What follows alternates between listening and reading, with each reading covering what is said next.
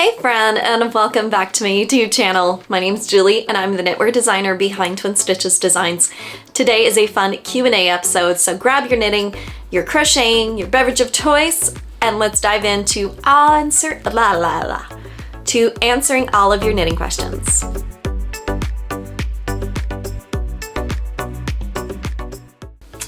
I decided to grab with me today for our fun Q&A my garter stitch blanket. This is a blanket that I'm doing for the exclusive make along over in my Patreon group. If you're not already a member, come and join. We are having a 3 to 4 month long make along with some fun live events, giveaways, and so much more. You can find all the details linked down below. Now, I have noticed that there have been quite a few new followers, so thank you so much.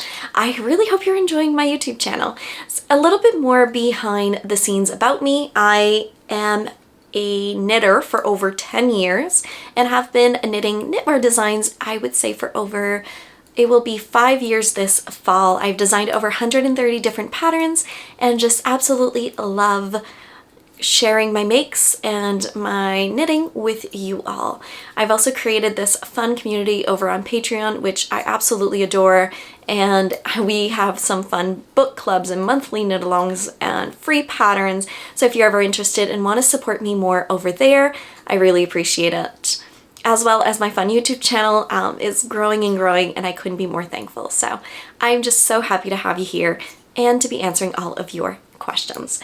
I will be having all the questions here on my phone, so if you see me glancing down, that is why. All right, let's get to it.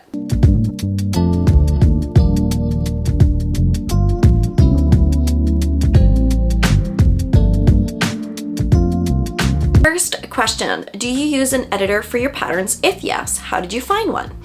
So a tech editor is someone who looks over your pattern for a cost or a fee.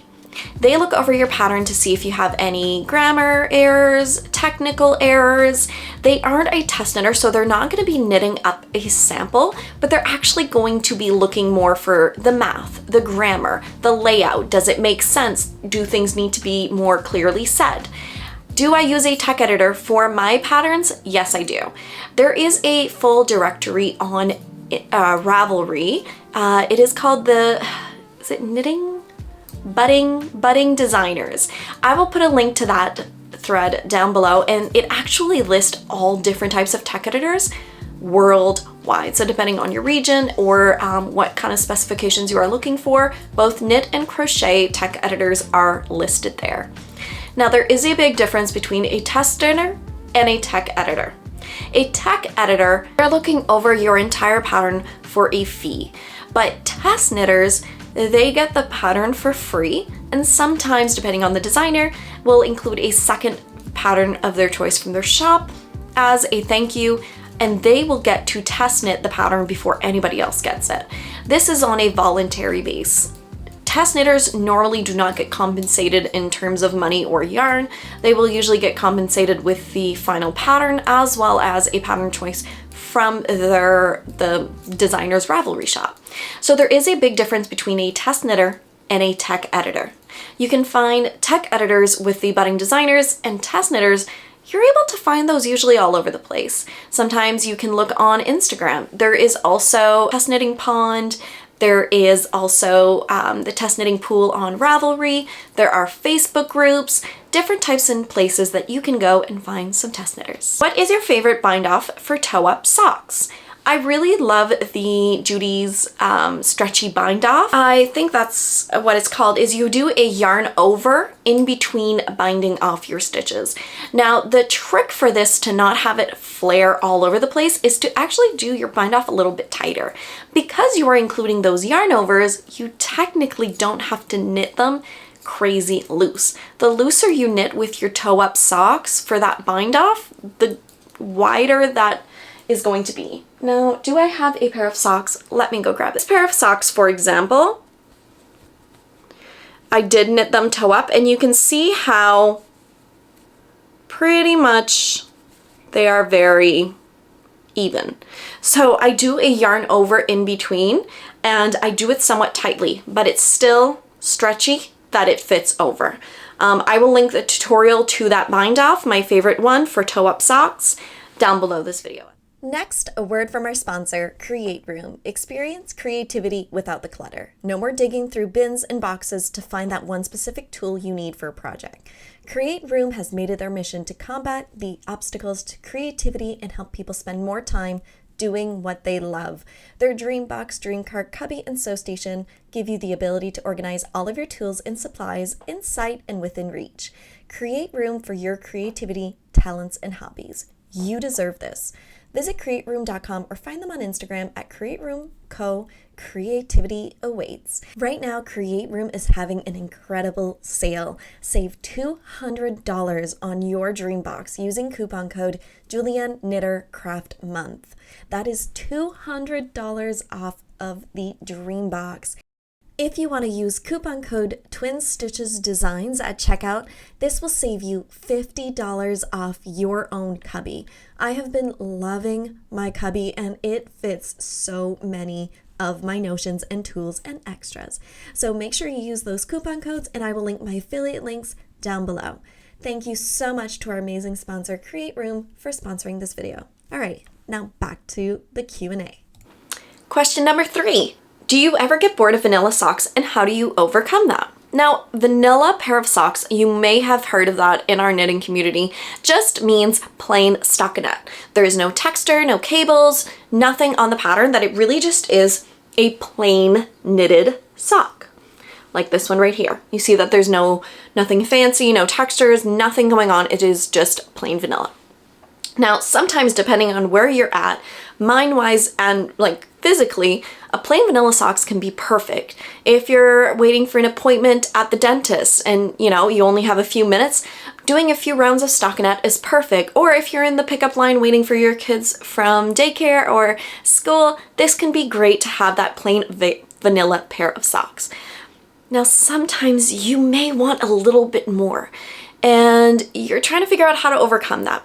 Now, it is very simple. What I want you to do is pick out a yarn from your stash or purchase a new one if you like. But I love being able to pick out a yarn from my stash that I have been itching to cast on, that this is something that I can just see myself knitting. And go and find in your Ravelry a fun texture pair of socks. One of my favorite ones and my go-to is my Gravel Path. I absolutely love this one. Just because of the simple knit purl textures, gives me that little bit of extra, but is not really too complicated that I can knit without looking, as well as I don't really need the pattern. I also love that it works great with self-striping, with speckle and tonal, so it is a really all-around great sock knitting pattern for whatever in the mood I am in. I usually like mixing it up. Sometimes instead of just a plain vanilla, I'll add some color work.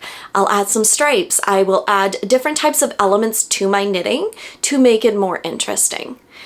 Also, don't be too hard on yourself. If you don't want to knit that vanilla pair of socks, don't knit it.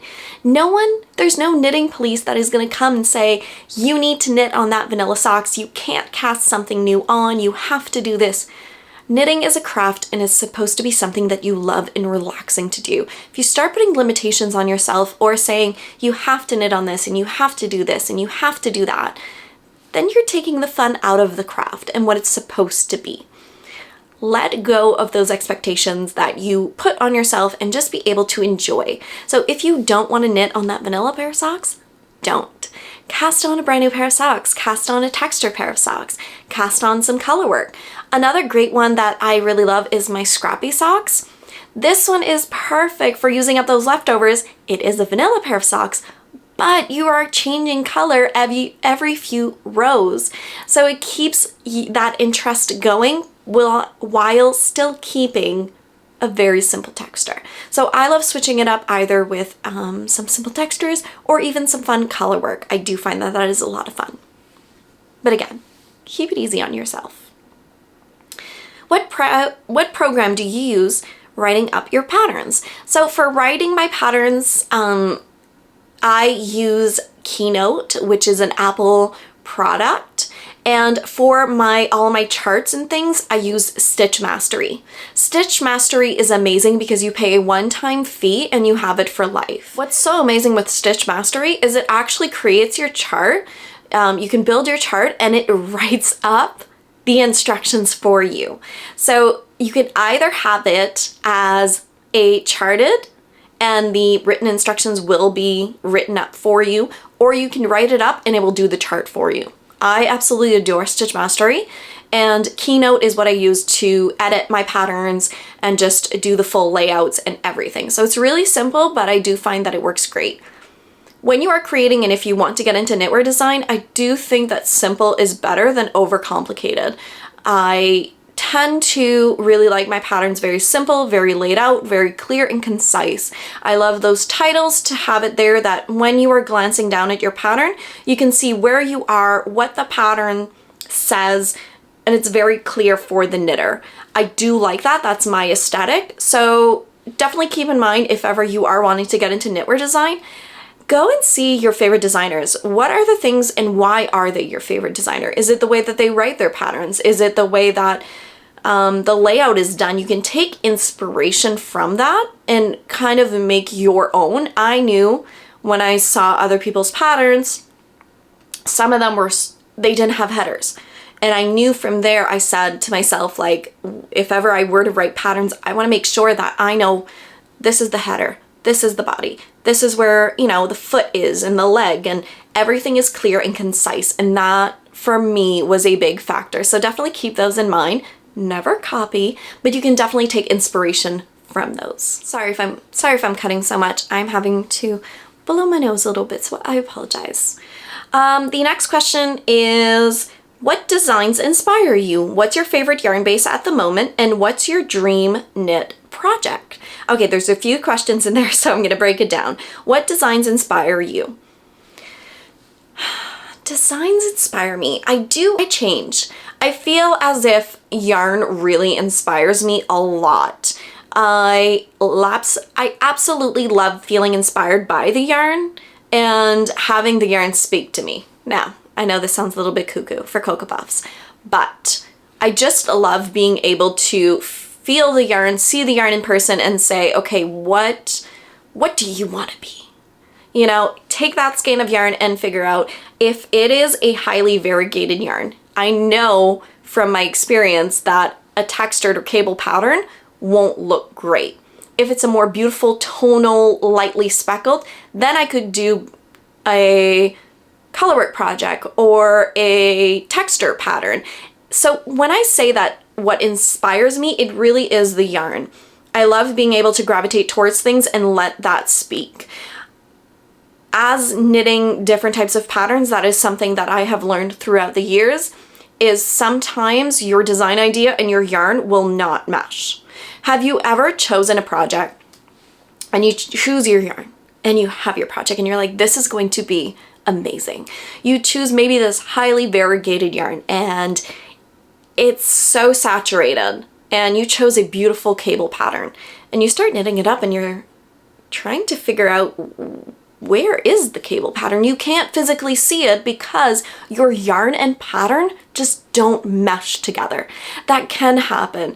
So going through all of these designs and things, and I have found in the past that really letting that yarn speak makes a big difference because you want to make sure that the yarn is the star and that you are able to see whatever pattern, texture, color work is able to see through that. So a lot of my design inspiration comes from the colors and the color palette and being able to touch that yarn and see, what do you want to become? What are your dreams? What are your wishes? I know, like I said, it sounds crazy, but it's the truth. Okay, the second part of that question is, what's your favorite yarn base at the moment? Honestly, I have been loving DK to worsted. I know that's a little unlike me. I absolutely adore fingering. Fingering, I would say a good 80-20 is probably my favorite, a plump 80-20 to 75-25. But 80-20 is definitely my jam. That is 80% superwash merino, 20% nylon. I love that plumpness that an 80-20 gives, but I also love a good 75-25. I have been obsessed with a DK to worsted at the moment, especially DK. I'm not really sure why, but I'm wanting to knit all the garments in DK to worsted. It's just been something that has been really comfortable on my needles. I tried recently Lolo Didit's USA DK, which I want everything out of that yarn. It is so squishy, so beautiful, so nice. I'm also knitting right now this Garter Stitch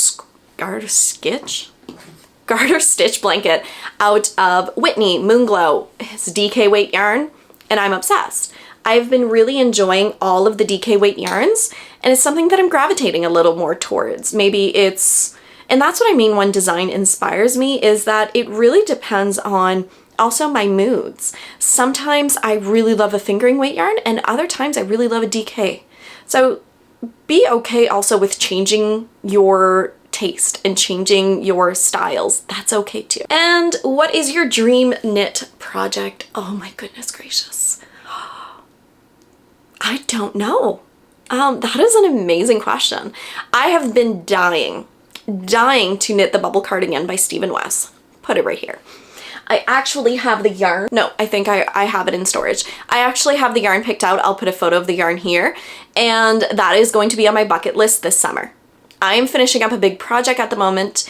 And once that project is done and I'm allowed to focus on other things, I will be casting on the bubble cardigan from Stephen West. I honestly think that's a dream knit project. It's something I've had in my brain ever since I saw Kristen of Woolen Minds knit hers. I'm like, I will live in that. I will live in that cardigan. So that is definitely one of my dream knit cardigans.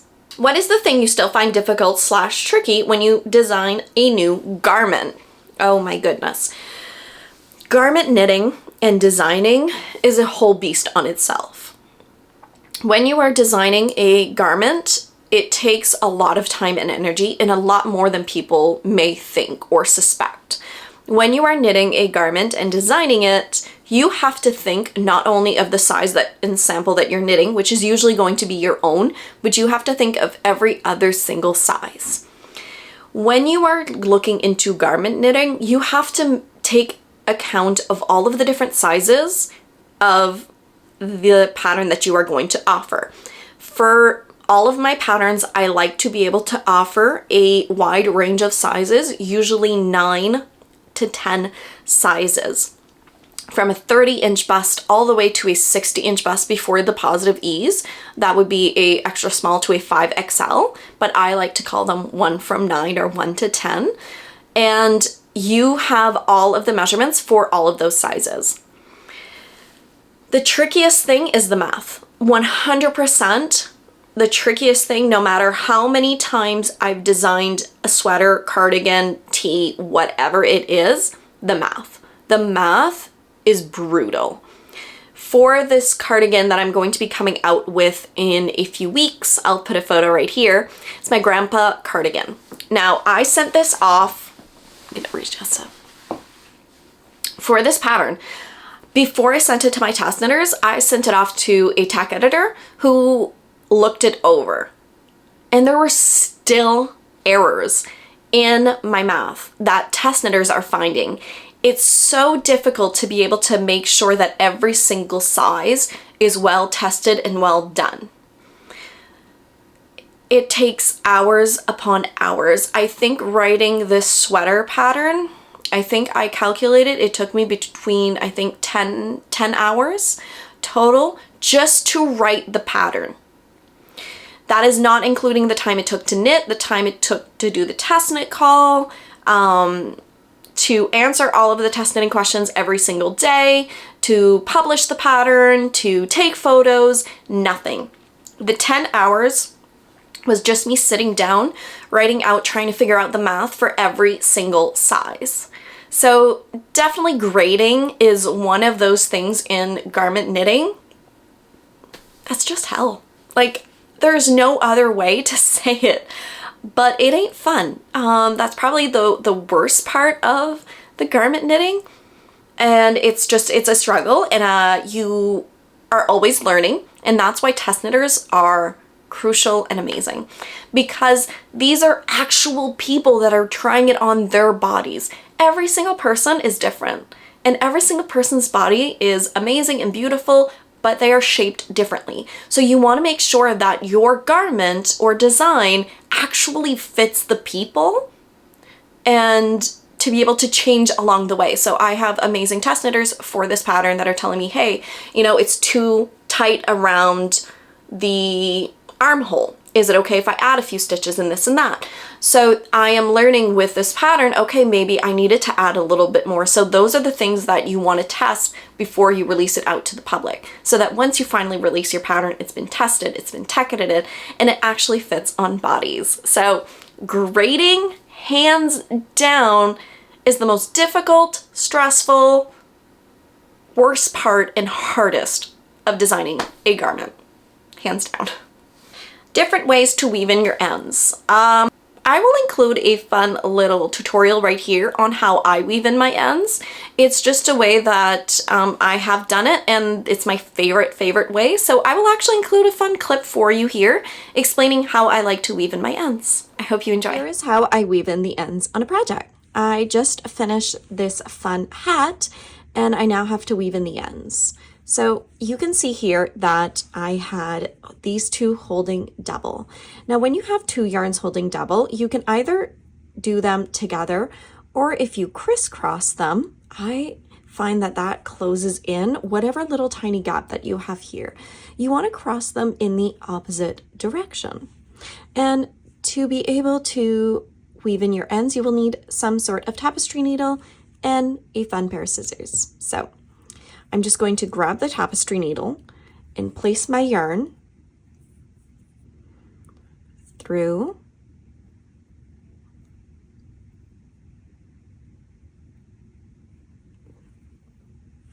the thread. And when you are weaving in your ends, you really want to go into those little tiny purl bumps, and you want to do this for a few. So you're going to bring it through. I usually do this anywhere between 5 to 8 times, bringing it through all along. So really picking up that purl stitch and going behind. This will not show up on the other side of the work. You are just threading all the way across. Now, if you would like a tip and trick, if you can go up, what you can do with your tapestry needle is pick it up as you go. As you go. See how I'm not threading it yet? And then let me show you something really fun and fast and easy. Bring it up, and you've just threaded it through multiple stitches at once. Now, I don't always recommend this depending on the type of project, because when you go up, it's easy for you just to kind of pull it down. That's why I like to go sideways. I do find that it's a little bit better. Once you finish, you are just going to cut it. You can leave a little tiny tail. This is the inside of your work, so nobody can see, but you have now woven in that end. You'll now do the exact same thing with the other side, passing it through your tapestry needle. And we are going to pass through all of the little purl bumps going the opposite direction.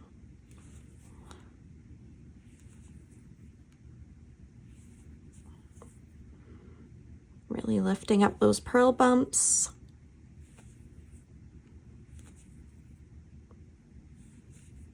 And there you go.